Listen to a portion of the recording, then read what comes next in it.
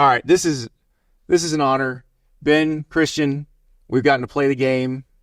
I've gotten to beat you in actual football. We can talk about high school later, but so that is for those who don't know, Ben Haumiller. What is your official title here at EA Sports? I am the principal game designer on college football.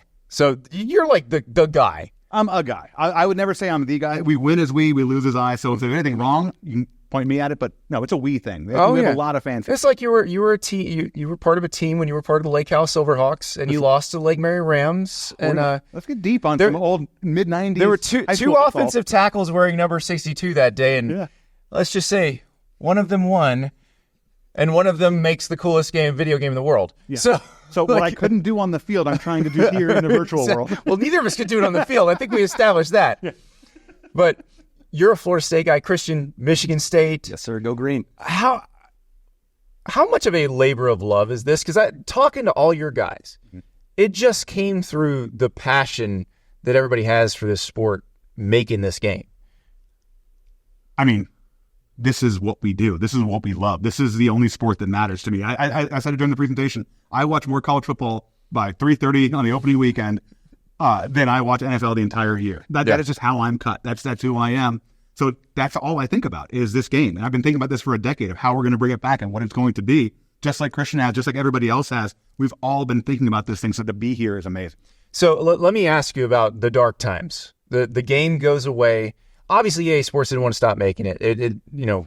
We've covered thoroughly why it went away, but when did it seem real to you guys that it was coming back? Because it seemed like you guys were sort of prepping for it all along. Yeah, I would say probably about 4 years ago, we started to have some discussions right before the pandemic, and there was a glimmer of hope.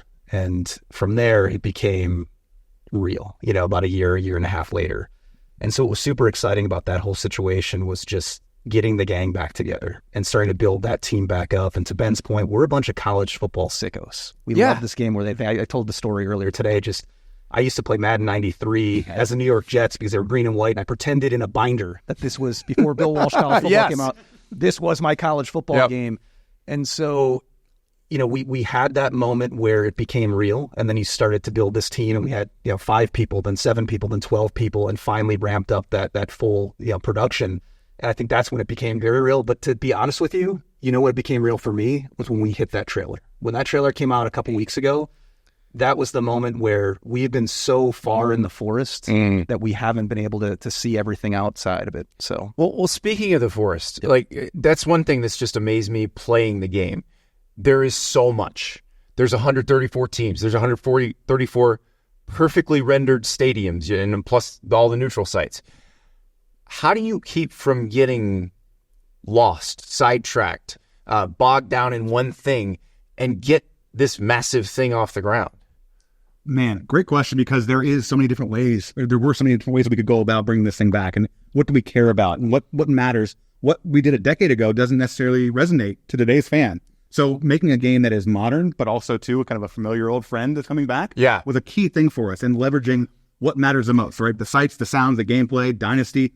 That's where we put our money, and that's where we really try to invest in. Well, and the thing is, so I'm just playing out there. I was playing as UNLV at Clemson because I wanted to run some go-go offense. So the option pitch, you have made some tweaks to it, but it is when I would run the option with Anthony Wright at South Carolina, and I'm sorry, Anthony Wright, I know you're not an option quarterback, but it worked for me in 1999.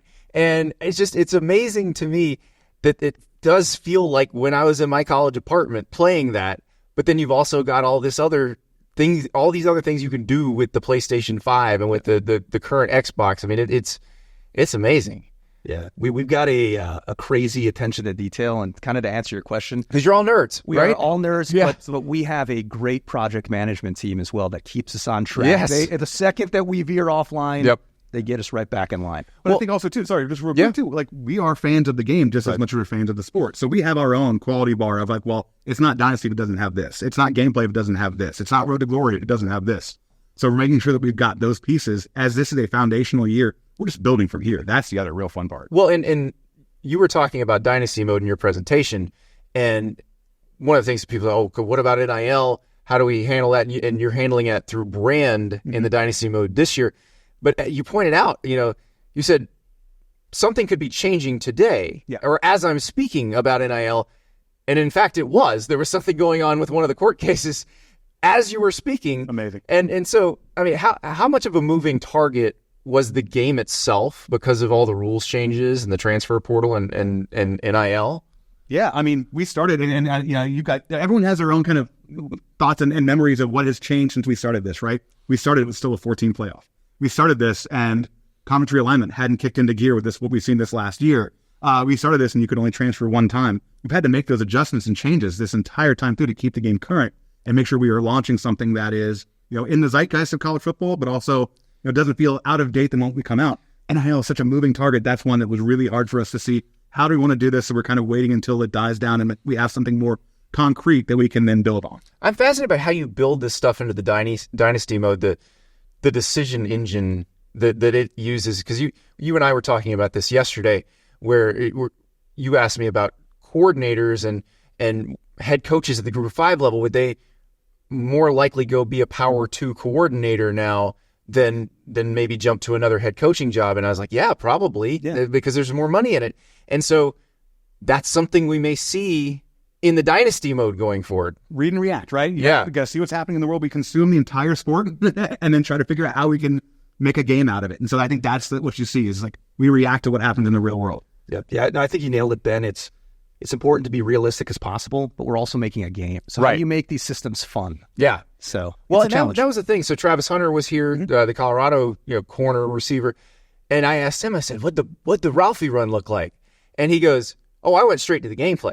And but that's the thing. You're making it for 10 different types of fan as well, because there's the person who just cares about the gameplay. There's the person who wants Road to Glory. There's the person who wants Dynasty, and for those of us who just are the nerds, how important was it to get it to look and feel like the stadiums, like the real games?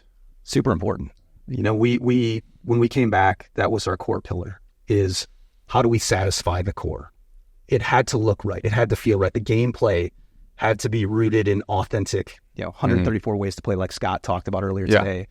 So that was our core X, especially in year one. As we're building this foundation and we're bringing it back from where we were 10 years ago, we had to hit on that. Mm-hmm. And when you see it, you said it was a trailer for you. What about for you? When did it feel like, okay, we've given birth to this thing?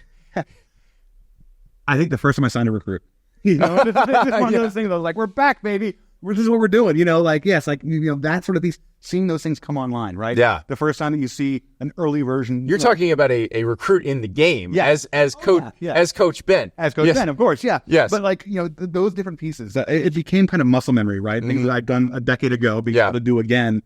You don't get a chance to redo some of those things, and so it's so much fun to be able to come and bring this back to a new generation of both fans, but also, too, the people that are working on the game. There are guys who were, kids when we went away. Right. They're now adults that are working on this game, and they are as passionate as we were a decade ago when we were making. Well, I think that's the coolest part is there's a whole generation that never experienced this product. Yeah. That's exciting. Yeah. It's wild. That was, Travis said he played it when he was 10 years old and hadn't played it since. Okay, so speaking of that, real players in the game. Now, Ben, during the time that this game was dark, you worked on Madden for a little while, but then you worked in business development. Yep. How much did that prepare you for dealing with the, I guess, what are we calling it? It's the largest NIL deal in history, where you got that many players to opt into the game? Yeah, that was really an interesting thing. Was, college went away. I was always branded myself as the college guy. So I had to reinvent myself. And I worked on Madden for a while, and that was great. I love our Madden product and now everything else there, but it wasn't me. I didn't feel like it was really me being authentic to myself. I got interested in the licensing side of the world and that business affairs side of the world. So I left development to go figure all that stuff out, because also, too, in a weird way, I was like, hey, this is going to be a great way of getting this game back, to learn this side of it and try and get schools. You had a plan the whole time. Maybe, maybe. So working through those things. But yeah, just kind of learning that side of the house and how all those things happen, to work with schools to get them comfortable with us again, that we're not the boogeyman. We're here to help. We're, raise the rising tide, raise all boats. Like, we're here for everything. How nervous were you when you put the offer out? The opt-in, $600 in a copy of the game. Was it, all right, Do we see who does this? And then when it starts flooding in, what's that feel like? Yeah. I think we're just super pumped. At the end of the day, I don't think there were nerves. It was more belief in our rock star biz dev team. They put together an amazing deal. And honestly, it was amazing to see. It was amazing to see the reception. Again, we've lost a generation on this product, and it's so happy that it's coming back. You think about the critical. We were trying to think, what's the critical mass? Like, what does this mean? Like, when we sign up, who's going to opt in? Who's not? How's it all going to work out? And there are concerns, right? You're going to get that clench moment of like, is this going to work? And then you start seeing that overwhelming response of the players want this game back just as much as we all do. So I think that was really such a great piece for us all to see. Yeah, because I mean that was the dream, is to see yourself in the game. Yeah. And most of us have to build a player to make that happen. These guys actually get to see it. And not only that, they're not wide receiver number 8. Yeah. It is them, their name. The number of heads and beards and we saw the side-by-sides of the photos of the real players and the rendering. That it looks amazing because you can't send the Madden truck out to map all these people. Yeah, there's nothing like the combine. Yeah, where we go and scan every NFL player that's coming through that, so you have that. We can't do things the same way that other games can do. There's 12,000 players, and they're only there for such a short amount of time. So I think that's a piece for us. We had to recreate every thought about how we make this game and do it in a much smarter way. Well, it came off amazing. It plays great. The luck, I think, is what's going to blow people away. Just the care that went into, and we've spoken to some other folks that worked on that. But how proud were you when you got to see? Obviously it's still not a finished version quite yet, but something close to the version you're going to put out, where you're like, okay, we got this. This is Spartan Stadium. Mm-hmm. This is Doak Campbell Stadium. You have Osceola on Renegade planting the spear, and it looks like the real thing. Yeah, I mean, it's just, there's so much that went into it, and just so much of those things that you just look and you see things coming online for the first time, and seeing the whiteout at Penn State for the first time that we never did in the old game. And seeing those things come back. You can checkerboard Neyland Stadium. Yeah. That's crazy. It's insane to see those things. And that's what just inspires you to see that come online. And you see these things, the chainsaw at Oregon State and all those things. Just, that's what we want to come across. We are all fans, and we're trying to do this. And we're so close to it that today was really a watershed moment. Yeah. Got a little dusty-eyed watching everybody play the game, for real. Because this is a culmination of a lot of hard work and passion from a lot of talented people. And it's awesome to see the reception that we've been getting. Well, you got a lot of stations out there in that area where we're playing the game. There are no empty ones. Yeah. Like, I don't know where everybody came from, but everybody was. and it's funny, it's this interview, I was like, oh no, I can't leave yet, because I had just started a game at Iowa. So I was waiting to get to the end of the first quarter because I want to see the Iowa, because I DM'd you, Ben, when the trailer came out. The putting the Iowa wave in the game was like the one, because it's a video game trailer. I was like, I'm not gonna feel anything. As soon as I saw it, I'm like, oh wow. Honestly, what it boils down to is our mantra and our tagline: everybody's team is somebody's favorite team, right? Those small moments that make an Iowa feel special, that make a Texas State feel special, just like a Texas. That's what we're all about. We need to make sure that we're hitting on every single team. So we're pumped on that. There's we're not going to go into a lot of Easter eggs on there too, that we're super excited. Let's get people playing the game and see forums pop up and tweets and such. And I think one thing that's really fun is that as a fan of college football and anyone playing this, like, this game makes you a smarter fan. Yeah. You'll experience a 12-team playoff in our game for the first time. The retraining of your brain is going to happen because of this game to a degree. You'll know rosters better than you would have known otherwise. If this player went here or whatever else, because you'll be playing the game, you'll know more about random teams that you might not ever have any affiliation to, but you play a dynasty with them, and all sudden come Saturday, you're not watching that game and you know the players. Like, it makes you a better fan. I think that's my favorite part. Well, General Booty and the ULM Warhawks are ready to take over college football on my console that I will be stealing from my 14-year-old son. Gentlemen, it has been a pleasure. Thank you so much, Andy. And thank you. And yes, congratulations again to your Lake Mary Rams for that win all those years ago. I know it holds us. We have so little. We have so little. Plus, there was a TV star in your team, Scott Porter. Yes, so it's he beat us all. Yeah, so he did. Thank you, guys. Thanks, man. Thank you so much for watching. Just a reminder, Subscribe to this channel right here so you never miss an episode of Andy Staples On 3.